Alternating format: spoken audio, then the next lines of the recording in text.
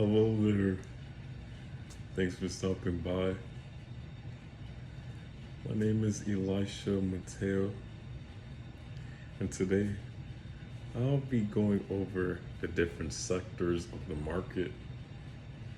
I've been working in finance for over 5 years now, and I would like to break down the subject into digestible pieces so you can experience the beauty of the market as well. So, what do I mean by the sectors? Well, they are 11 different stock market sectors according to the most commonly used classification system, known as the Global Industry Classification Standard. It's a lot to bear, but bear with me. We're going to go over the 11 sectors and percentages of a common fund, a tracker, benchmark, the S&P 500. These are the top 500 companies that is tracked to see the state of the overall economy. These are only one benchmarks. We also have the Dow Jones and the Nasdaq, but I'll be going over the S&P 500 specifically because it's one of the most common and it has the most companies that are commonly known. The first sector is the energy. Shows 3.6%.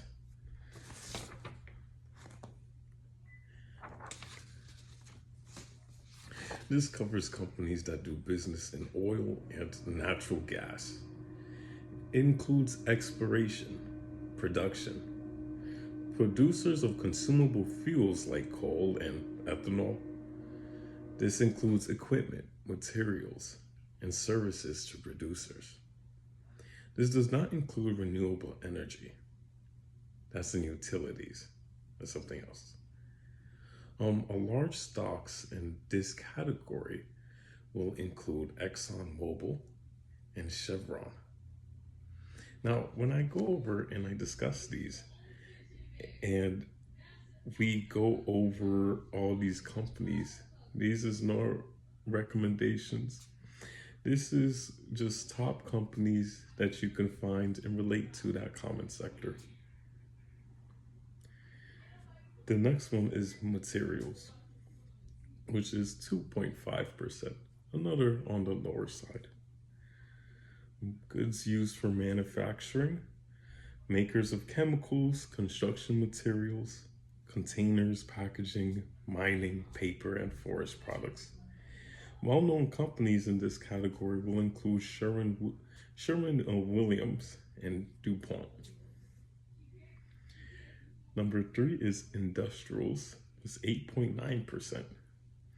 Here, business that involve heavy equipment, transportation, airlines, railroads, things that deal with logistics. Aerospace, defense, construction, and engineering industries are included here. Building products, electrical equipment, and manufacturers. One of the largest stocks include UPS and RTX. Number 4, we're going to get into utilities now. This is on the lower side, 3.5%. Here we specialize in electrical power to residential and commercial customers, natural gas transmission and distribution, water and its delivery, independent producers of power and renewable energy. Also, these tend to be regional.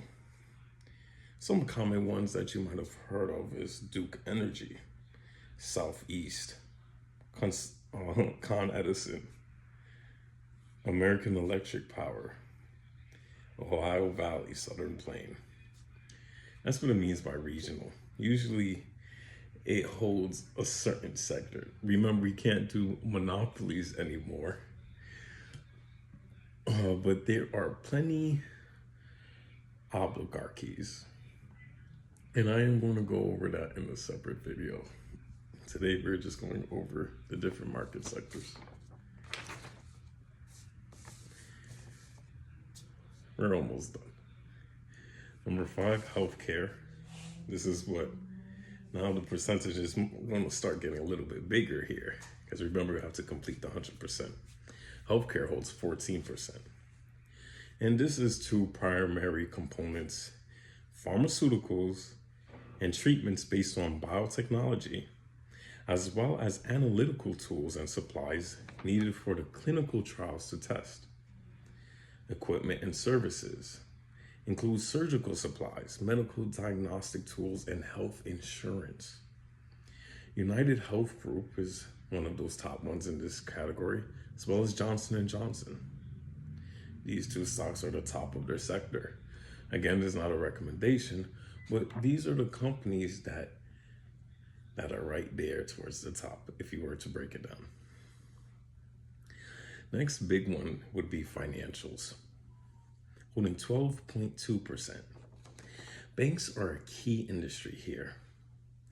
You'll find insurance companies as well, brokerage houses, consumer finance providers, mortgage-related real estate investment trusts, and fintech. Giants include Berkshire Hathaway and JP Morgan Chase, if you guys are familiar. Number 7, consumer discretionary. These are the ones that a lot of consumers tend to go to. And you think about it. What do you think are the top companies in this category? From the trend of what we are stating, what do you think? I'll give you a moment. Here, goods and services for which consumer depends on consumers' financial status. This includes automobiles, luxury goods, and leisure products, brick and mortar, e-commerce, retail, hotels, and restaurants here. The biggest stocks are Amazon and McDonald's. Again, this is not a recommendation. And when I break down these categories, these are an overall category to make it easier to digest. But there's even more layers to it. See, consumer discretionary is just one sector. But if you go inside that sector, you'll see multiple industries. Automobiles and luxury goods, you might not think a match, but they would be divided into more specific categories once you're inside. Meaning that there's an industry specifically for just restaurants and hotels. There's an industry just specific for automobiles. But these industries are held in this sector. So when you are investing, you are investing in multiple layers in just one component. See, with these 11 categories that we're going over, it makes up the S&P 500. It makes up what we categorize as stocks. But there's more. But let's continue. We have consumer staples, 7.2%. These are goods and services that consumers need regardless of financial condition or economic climate. These includes foods, beverages, and recent times it even includes tobacco and those different products such as drug related. Not all, of course, but they made cigarettes one of those consumer staples. Isn't that funny? Household and personal care products, grocery retailers. One of the most valuable ones here would be Coca-Cola and Procter & Gamble. How's Coca-Cola a staple? You might not be going outside and getting a Coca-Cola when you need water, but it's in so many households that it became a staple company in the minds of people. You can find it practically anywhere. 3 more, and then we'll be done. We have information technology, one of the biggest holders of the sector. people usually go to is the technology. We're talking about innovation. We're focused on creating software, implementing technological solutions like cybersecurity, building equipment, component hardware, makers of semiconductors and equipment, even semiconductor chips. These are all separate companies. Tops of the list. What do you think is a top technology company?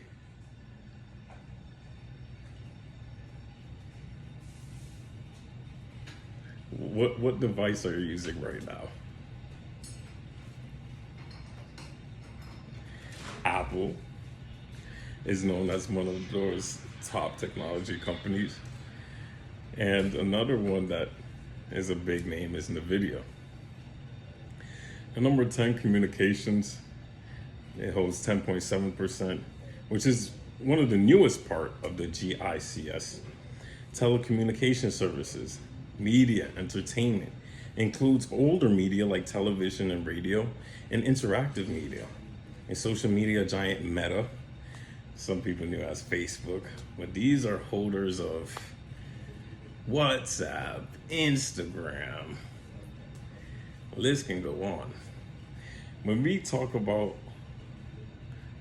oligarchies, apology, you'll see how these names really are going into that industry and they hold that industry. It's a couple of companies there. Remember, this is just a big category so we could recognize it, but there's smaller categories that we could go even further into the subject that hold specific industry spaces. So it's not considered a monopoly because multiple companies are allowed to share that space, but still the biggest companies are the ones that hold that sector, making it harder for other companies to get into that market. That's why we have laws and regulations to prevent certain things, but this isn't perfect. We gotta try our best with what we have. And the last one, also new in the GICS, is real estate, holding 3.1%, which was formerly part of financials. Now, this is responsible for developing new real estate projects, management, obtaining tenants, and REITs, which is special tax favored business, a real estate investment trust. You could look here for cellular communication tower specialist, American Tower, and major shopping mall owner, Simon Property. These are the big companies in the real estate sector. So those are the categories of the market. Did you learn anything new? What's your favorite sector? What do you have in your home that matches that industry? Remember, investments can mean many things, but how does it include it in your life? Have a great day.